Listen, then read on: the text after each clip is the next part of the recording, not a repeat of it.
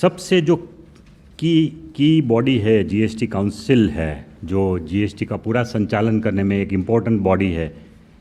और जैसे कि वित्त मंत्री जी ने अपने पार्लियामेंट की स्पीच में बताया था कि देश का सबसे पहला ये ऐसा बॉडी है जिसको डिसीजन मेकिंग का अधिकार फेडरल कॉन्स्टिट्यूशनल बॉडी है। It is a federal constitutional body. Federal in the sense कि स्टेट और सेंटर का मिलके बना हुआ बॉडी। फेडरल का मतलब ये होता है कि स्टेट और सेंटर का मिलके बना हुआ बॉडी वो फेडरल बॉडी है।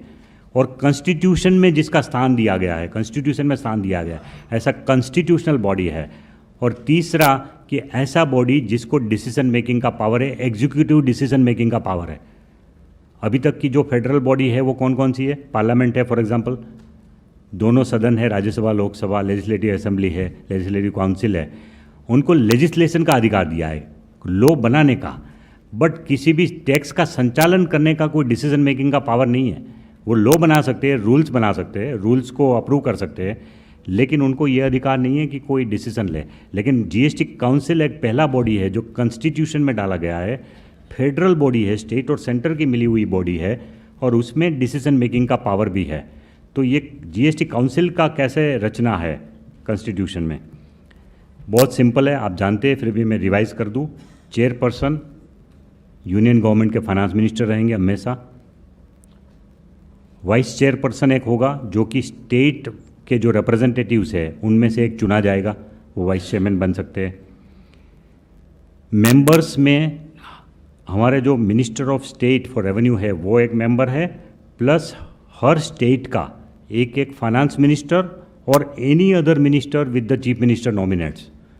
इट इज़ नॉट नेसेसरी कि फाइनेंस मिनिस्टर को ही नॉमिनेट करना है। Every chief minister can decide कि किस मिनिस्टर को जीएसटी काउंसिल में भेजना है। सो यद्यपि मोस्ट ऑफ देम अभी जो रिप्रेजेंट कर रहे हैं स्टेट को वो फाइनेंस मिनिस्टर है, लेकिन कुछ स्टेट ऐसे हैं जहाँ फाइनेंस मिनिस्टर के अलावा भी किसी मिनिस्टर को ये जिम्मेवारी दी है जीएसटी काउंसिल में रिप्रेजेंट करने की स्टेट को। So any one minister whom the chief minister can decide.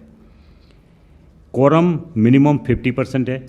और स्टेट के पर्पस के लिए मैं आपको बता दूं कि इंडिया में 29 स्टेट है जिसमें असेंबलीज़ है। उसके अलावा 2 यूनियन टेरिटरी है जिसमें सेपरेट लेजिस्लेटिव असेंबली है, Delhi and Pondicherry. They are called union territory but उनका अपना स्टेट असेंबली है। वहाँ चीफ मिनिस्टर है, वहाँ काउंसिल ऑफ मिनिस्टर्स है। तो उनको भी इस पर्पस के लिए स्टेट की डेफिनेशन में गिना गया है। सो टोटल मिला के 31 फाइनेंस मिनिस्टर होंगे जीएसटी काउंसिल में, एक यूनियन फाइनेंस मिनिस्टर, एक मिनिस्टर ऑफ स्टेट, कुल मिला के 33 मेंबर्स। सो 50% मीन्स 17 मेंबर्स की कोरम चाहिए for any meeting to take place. Minimum 17 members have to be present. That is the first thing. Secondly, जो कोई वोटिंग होगा, फॉर्चुनेटली अभी तक की एक भी मीटिंग में एक भी बार वोटिंग करने की बारी नहीं आई है। All the decisions are taken by consensus. लेकिन अगर वोटिंग करना पड़े तो जिस साइड में यूनियन गवर्नमेंट वोट करे, एमओएस एंड मिनिस्टर मिलके, वो 1/3 वेट गिना जाएगा उसका, और बाकी 2/3 वेट सब स्टेट के बीच में इक्वल डिवाइड होगा। इक्वल, ऐसा नहीं है कि उत्तर प्रदेश बड़ा स्टेट है तो उनको ज़्यादा वोटिंग राइट है और अरुणाचल प्रदेश छोटा स्टेट है तो उसको कम राइट है। हर स्टेट को इक्वल राइट मिलता है इसमें, इक्वल। सो 2/3 डिवाइडेड बाई 31, ये एग्जैक्ट डिवीज़न होगा और हर स्टेट को इतना मिलेगा, उसके हिसाब से देखा जाएगा। एंड थर्डली, पहले तो 17 मेंबर्स होने चाहिए हाजिर। उसके बाद for any decision to be carried out minimum majority of 75%। Minimum majority 1/3 तो भारत सरकार का होना है, 1/3 तो है ही उसमें, और उसके अलावा आपको बाकी वोट चाहिए 75% पूरा करने के लिए। तो हमने रफली कैलकुलेट किया, मतलब उसमें से वोटिंग, मतलब you will count voting only of the members who are present, not those who are absent. तो हमने एक कैलकुलेशन किया कि अगर हर स्टेट के रिप्रेजेंटेटिव हाजिर है जीएसटी काउंसिल की मीटिंग में और सेंट्रल गवर्नमेंट पूरी तरह से इसको करना चाहता है तो भी मिनिमम 20 स्टेट्स का सहयोग चाहिए। सेंट्रल गवर्नमेंट अगर इसकी फेवर में है कोई भी चीज़ की, तो भी सेंट्रल गवर्नमेंट को भी मिनिमम 20 स्टेट्स का सहयोग चाहिए अगर हर स्टेट वाले हाजिर है तो। इस तरह का इसमें हिसाब किताब बैठता है। एंड जीएसटी काउंसिल जो है हर चीज़ के लिए लॉ का रिकमेंडेशन जीएसटी काउंसिल करेगी, रूल्स का ड्राफ्ट जीएसटी काउंसिल अप्रूव करेगी, रेट्स का डिसीजन जीएसटी काउंसिल लेगी, administrative arrangement for implementation of GST वो भी जीएसटी काउंसिल करेगी। ये पूरा का पूरा जो है वो जीएसटी काउंसिल को दिया गया। अभी तक कुछ डिसीजन जो जीएसटी काउंसिल ने लिए हैं उसमें आपको मैं फिर से दोहरा दूं कि क्या क्या मेन डिसीजन काउंसिल ने लिए हैं। ये 13 मीटिंग जो अभी तक हुई उसमें सबसे पहला डिसीजन तो ये लिया कि भाई 20 लाख तक एग्जम्पशन लिमिट रहेगी नॉर्मल स्टेट में, और 11 जो स्पेशल कैटेगरी स्टेट्स है उसमें 10 लाख रहेगा। अभी तक वेट में और सर्विस टैक्स में ये लिमिट 10 लाख की थी नॉर्मल स्टेट में, और स्पेशल कैटेगरी स्टेट में 5 लाख थी। तो ये लिमिट बढ़ाने से क्या हो गया कि काफ़ी सारे छोटे कारोबारी जो थे 10 और 20 लाख के बीच में, उनको तो जीएसटी के दायरे में से बाहर निकल गए, वो उनको एक रिलीफ मिल गया इन ए वे, वो सीधा ही डबल कर दिया लिमिट जो है वो। दूसरा एक जो डिसीजन लिया कि 20 लाख से 50 लाख तक अगर कोई एसएससी है, कोई ट्रेडर है, कोई मैन्युफैक्चरर है या कोई रेस्टोरेंट वाले हैं, तो उनके लिए कंपोजिशन स्कीम, जिसको कंपाउंडिंग बोलते हैं, कंपोजिशन स्कीम वो बनाई गई कि अगर 20 लाख से 50 लाख तक भी आपका टर्नओवर है तो आप उसमें आ सकते हैं। और अगर आप ट्रेडर है तो आपको सिर्फ 1% टैक्स देना है टर्नओवर के ऊपर, सिर्फ 1%। अगर आप मैन्युफैक्चरर है, एमएसएमई है, तो एमएसएमई को 2% देना है। और अगर आप रेस्टोरेंट चला रहे हैं, छोटी रेस्टोरेंट जिसका टर्नओवर 50 लाख से नीचे है सालाना, एनुअल, तो फिर आपको 5% टैक्स देना है lump sum. No invoice wise detail to be given.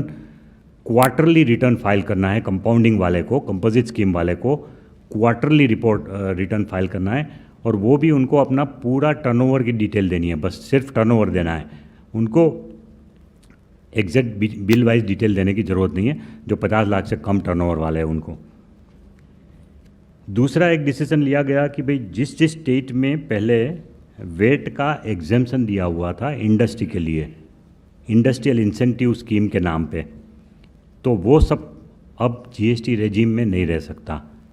तो जिस स्टेट को अपना वो जो प्रॉमिस दिया था इंडस्ट्रियल इंसेंटिव का, उसको अगर जारी रखना है, उसको अगर ग्रैंडफादर करना है, तो वो बजट में प्रोविज़न करके वो टैक्स का रीइंबर्समेंट देंगे। टैक्स तो पहले जीएसटी में आ ही जाएगा, उसके बाद उसको रीइंबर्समेंट करने की कोई स्कीम ला सकते हैं।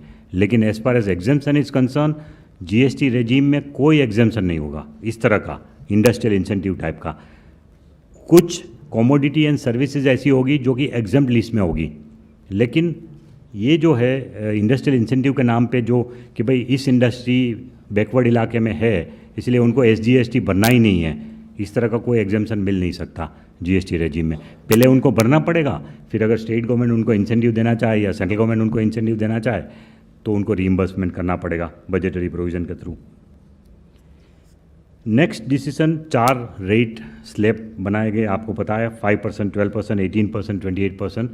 और ये भी डिसीजन लिया गया कि basic formula for fitment will be कि जो excise duty, VAT plus CST का जो अभी या सर्विस टैक्स का जो बोझ है कमोडिटी के ऊपर या सर्विस के ऊपर अभी, उसके आसपास वाले स्लैब में उसको फिट किया जाएगा।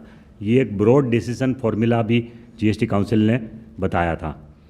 तो उस मार्ग पर चल के रेट का फिटमेंट होगा जो आगे बढ़ के।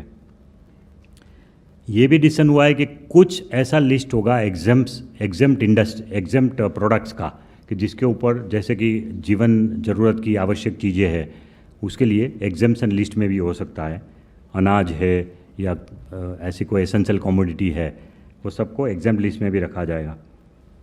सर्विसेज में भी एक एग्जेम्प्ट लिस्ट होगा और गुड्स में भी एक एग्जेम्प्ट लिस्ट होगा। और एक और ये भी डिसीजन हुआ है कि जो precious metal, diamond, gold and उसके ऑर्नामेंट्स, उसके ऊपर एक स्पेशल रेट कोई डिसाइड करेंगे। अभी तक वो रेट डिसाइड किया नहीं है, it can be anything but the council has yet to decide. And वो मतलब 2% हो सकता है, 3% हो सकता है, 4%, 5%, 6%, council has yet to decide. But that is one rate which will fall outside the slab, इसलिए काउंसिल ने डिसीजन लिया है कि उसके बारे में हम अलग से डिस्कशन करके डिसीजन लेंगे। 28% will be the maximum peak rate of GST. और कुछ ऐसी कमोडिटी है कि जिसके ऊपर ऑलरेडी अभी एक्साइज ड्यूटी और वेट का बोझ जो है वो 28 से कहीं ज़्यादा है, काफ़ी ज़्यादा है। तो ऐसी सब कमोडिटी जो है 4, 5, 6 उनके ऊपर एक एक्स्ट्रा सेस लगेगा। जैसे tobacco product is one, luxury cars is another. तो ऐसी प्रोडक्ट के ऊपर जो सेस लगेगा वो सेस लगाया जाएगा और वो सेस की इनकम कॉम्पनसेशन किटी में जाएगी और उसमें से कॉम्पनसेशन दिया जाएगा। इस तरह का एक डिसीजन हुआ है। एडमिनिस्ट्रेटिव डिवीज़न की भी बात हो गई है जो काउंसिल में, कि अभी एग्जिस्टिंग जो छोटे कारोबारी है 1.5 करोड़ से नीचे के टर्नओवर वाले, उनमें से 90% जो कारोबारी का जो होगा एडमिनिस्ट्रेशन वो स्टेट गवर्नमेंट करेगी और 10% का सेंट्रल गवर्नमेंट करेगी। और 1.5 करोड़ से ऊपर जो एसएससी है टोटल, उसमें से इक्वल होगा, 50-50 होगा। और अगर कोई नया यूनिट रजिस्टर होता है, क्योंकि उसका टर्नओवर डिसाइडेड नहीं है, तो नया यूनिट जब रजिस्टर होता है तब एक सेंटर को जाएगा, एक स्टेट को जाएगा, क्योंकि जीएसटीएन पोर्टल पे ही रजिस्टर कराएंगे। जिस भी स्टेट में वो रजिस्टर होता है उसमें एक जो नया आएगा वो सेंटर को जाएगा, एक स्टेट को जाएगा। इस तरह से डिवीज़न होता रहेगा। उसके बाद जब टर्नओवर डिसाइड होगा तो फिर अलग से उसका डिसीजन हो सकता है। कॉम्पनसेशन मैकेनिज्म में ये डिसाइड हुआ कि स्टेट गवर्नमेंट की जो 15-16 में रेवेन्यू थी, उस टैक्स में जो कि सब्ज्यूम हो रही है जीएसटी में, उन टैक्स में से 15-16 में उनकी क्या इनकम थी उसको बेस माना जाएगा 15-16 को। और हर साल 14% का ग्रोथ रेट मान के उसकी प्रिजम्पटिव इनकम निकाली जाएगी कि 15-16 में मान लो 100 रुपया उनकी इनकम थी, तो नेक्स्ट ईयर में 114 होगी और उसके बाद वाले साल में 128 होगी। तो इस तरह से 14% के हिसाब से बढ़ाते बढ़ाते उनकी जो जीएसटी में से एक्चुअल इनकम होगी वो बात करके बाकी का जो गैप रहेगा वो कॉम्पनसेशन के रूप में दिया जाएगा स्टेट को। इस तरह का एक डिसीजन हुआ है।